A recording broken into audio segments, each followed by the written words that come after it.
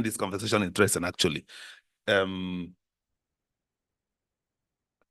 You want to lead, but you don't want to be right at the top. In other words, you want to impact your environment. You want to show leadership, not actually be in the how. No, but that is not the experience of the society around you, because everybody right now would like to be at the top.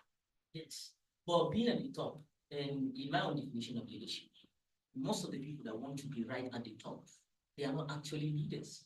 They are leeches. They are what? They are leeches. Okay. They are sucking on the blood of others. They want validation. They want power. So a leader doesn't want all of that. Just okay, they simply want power, they simply want power, but they are not leaders. Because I find this interesting, even in the, in the churches, for instance. You see someone who is a pastor, for instance, and then suddenly, he belongs to a church, and they see him move away and create his own church because he wants to be at the top. Yeah, there are differences between this and the people that want to. We don't need to be. That's why I made mention of you pursuing your purpose. Okay. Following you because you're pursuing their purpose. Okay. So leadership is not about people, it's about purpose.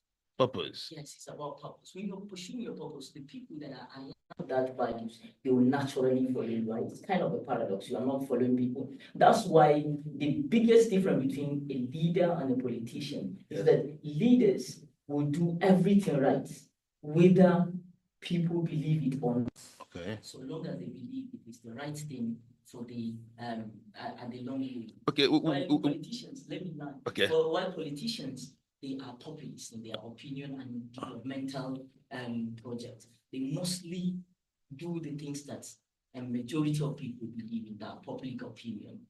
So that's the difference between a leader and a politician. I find this interesting. Before we progress, so what sector, I'll come back to this question, what sector of the society do you actually want to impact most upon as a leader?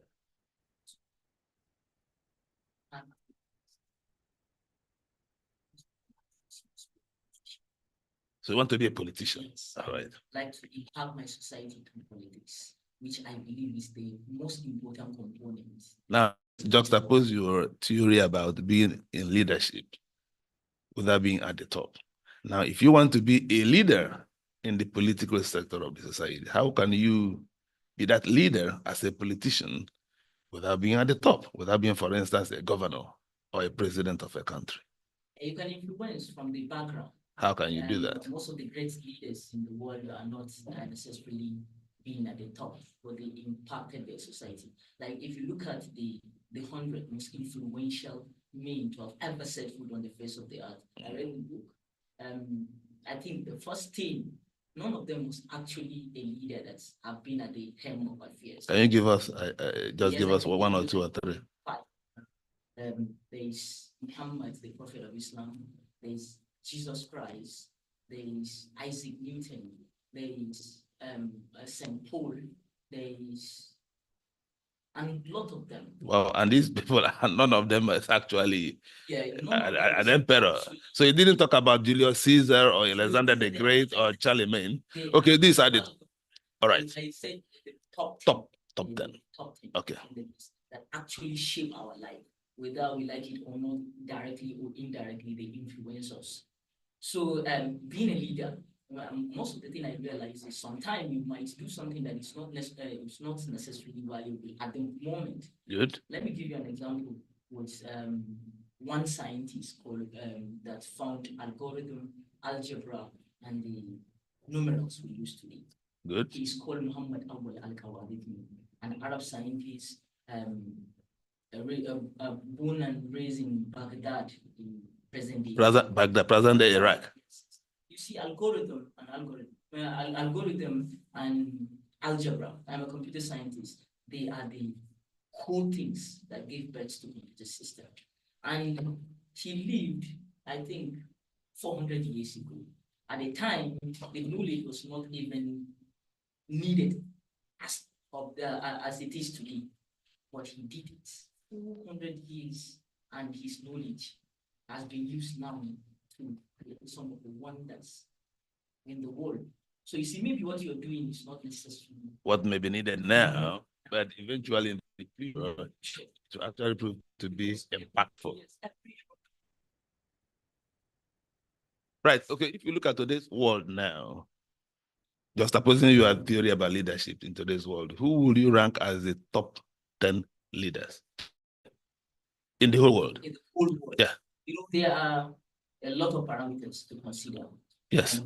Impact. Yeah, using the parameters you have just said now. Yes, yes. The impact, the impact of society, And, even though it may not be realized now, but what you foresee to be their impact in the future. Yes. For me, you know, the two things that influence people the most is religion and science in today's world.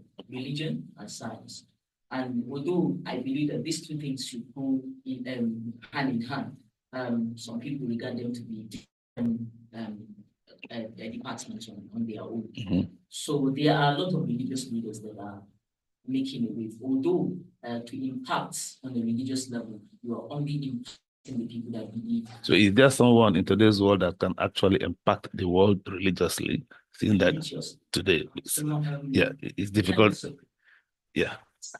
The what of in the science world, or in the technological world, in the business world, in the political world? The business world.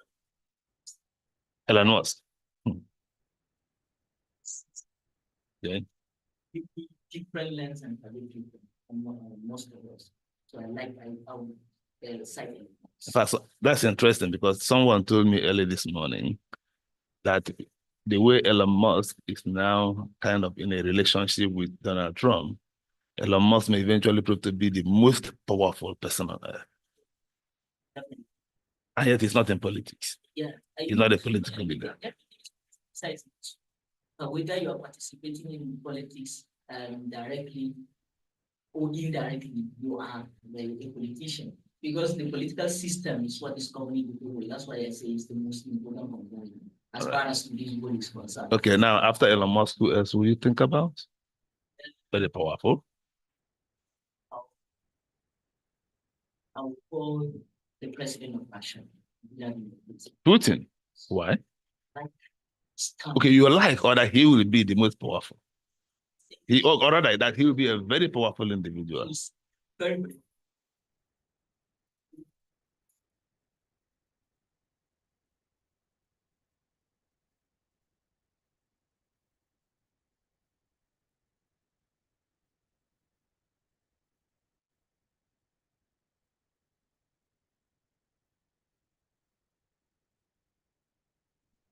What extremely great thing is Putin doing today? It's no longer news that the only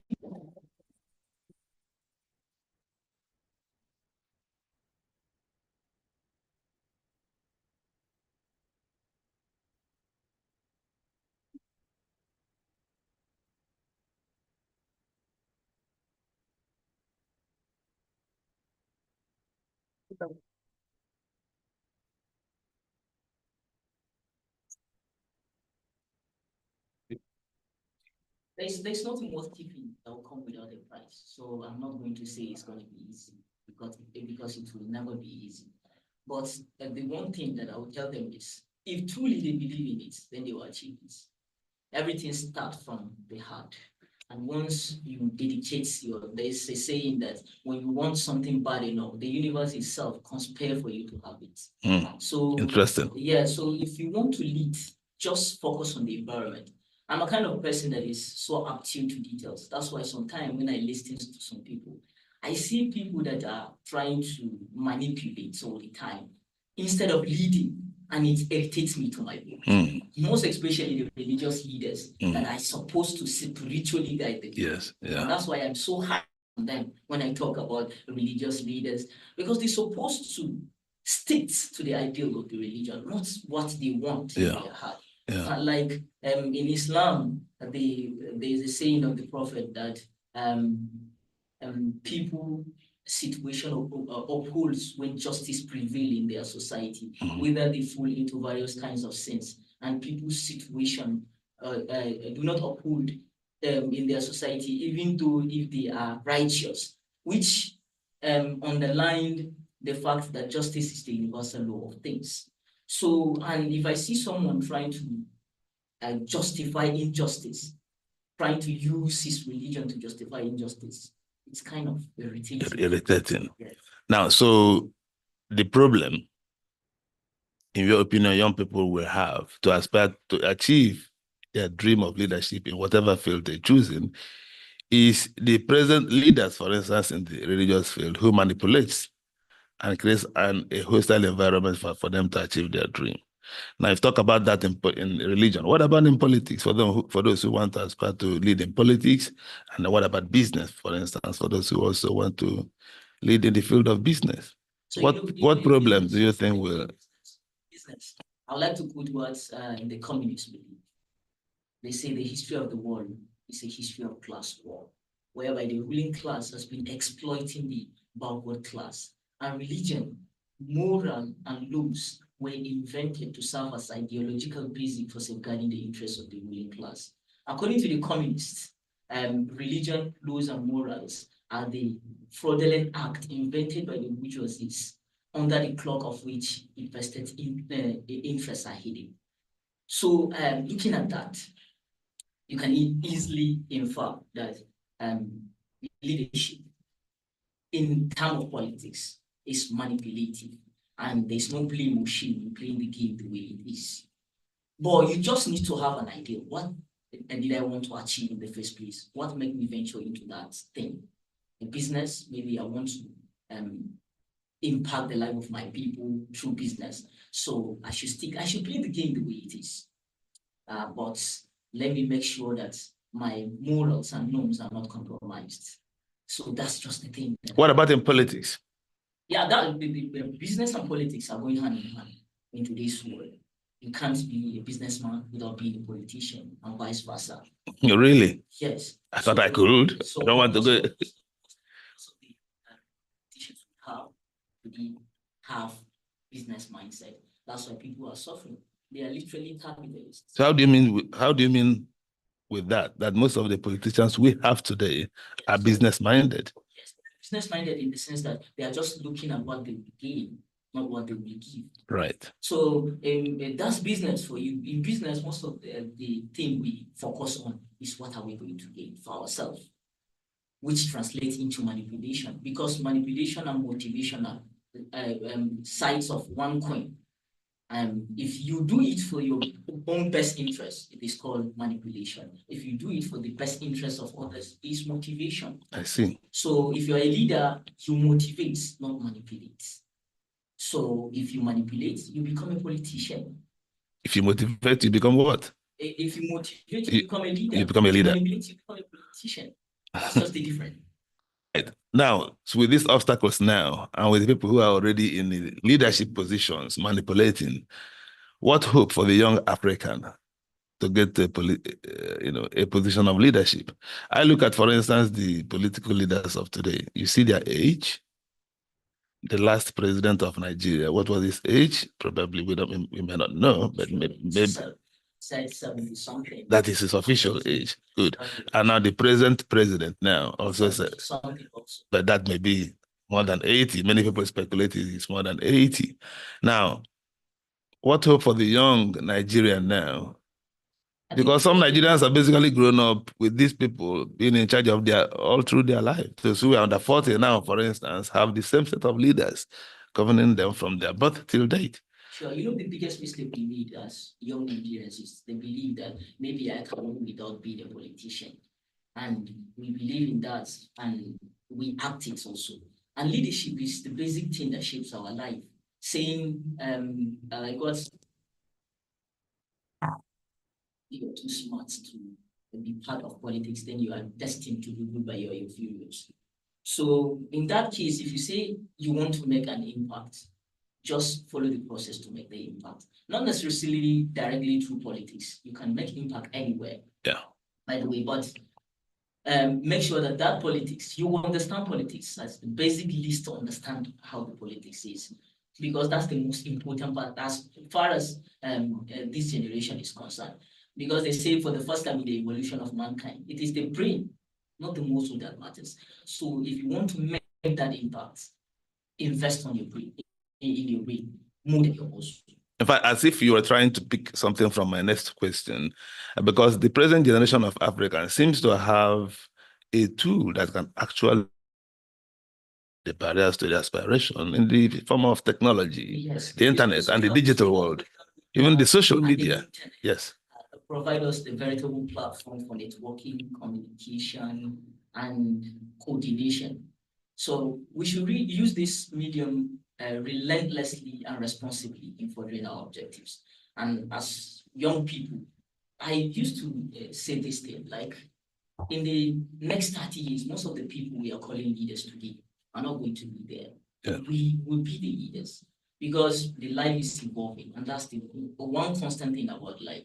So if the life is evolving, what are we going to tell our children and grandchildren when they ask us, what have you done when these bad things were happening? So you don't have any question if you don't do anything. So the smaller you start, like the best thing to change to make changes to the society is to change yourself. Right. So we should start focusing on changing ourselves. So with regard to yourself now, in your aspiration to be a leader, what is your plan? What is your modus operandi? Yes, my basic plans is to, as much as I could, to air my values and what I believe to be right to the medium that people are going to get in contact with. Advocate for peace, justice, and equity wherever I find the opportunity. In other words, you want to use the media to help you to achieve that. And also to participate in politics, support the candidate that I believe is will steer the country to a greener pasture. For example, in the 2023 election, I participated. I am still participating in politics under the platform of the Obedient movement because that's the only movement that gives me hope as a young Nigerian. So I think we can all do that. Every Nigerian, every young Nigerian can do that. And if every young person does that, you really believe it will help them to get into a position of leadership? Yes. And once we started participating, being represented by the leadership circle, and once we start being represented, like most of our leaders governed this country when they were actually young, at their younger age. I heard of Yusuf Maitama Sudi. He became minister of the Federal Republic when he was 28. Yeah. And a lot of them, even go on, all of them. Tell us we are not, we can lead. Why? Because they don't want us to understand, and we have the energy and everything that it takes to lead. As one wise saying goes, for any progressive movement, there is always a need for the wisdom of the old, as well as the dynamism, the radicalism, and the youthful exuberance of the young. So these two components, the wisdom of the old and the youthful exuberance of the young, needs to work interrelated to each other for us to achieve our goal of seeing a good and better Africa. Right. So is there a plan now to build a network of young people in Africa, for instance, to learn from each other? For the young people in Uganda to learn from what is happening in Nigeria, Cameroon, South Africa. So do you think that would... Our biggest problem as Africans is that we are all constantly looking for solutions from others. Right. Yeah, there are three suggestions that might likely be solution to our problem. First, we need to learn from our culture and our heritage. Right. And in the process, imbibe the harbor of true reconciliation, most the grace of forgiveness, and be our brother's keepers. Second of all, we need to diversify who we learn from. Learn from everyone who has anything to teach, not just West, but learn from anyone who has anything to teach. Then the last but not least, we need to domesticate what we learn and make it to become our own. And that's what the Europeans did. They learn from everyone and they domesticate it and make it to become theirs. Interesting conversation again. Ibrahim, welcome to DDM. You are now part of the DDM establishment, and it's always a pleasure to listen to you. So our viewers, that is the much you can take from Ibrahim this morning. We are looking forward to another episode. Ibrahim, what do you say to our guests then? Thank you very much.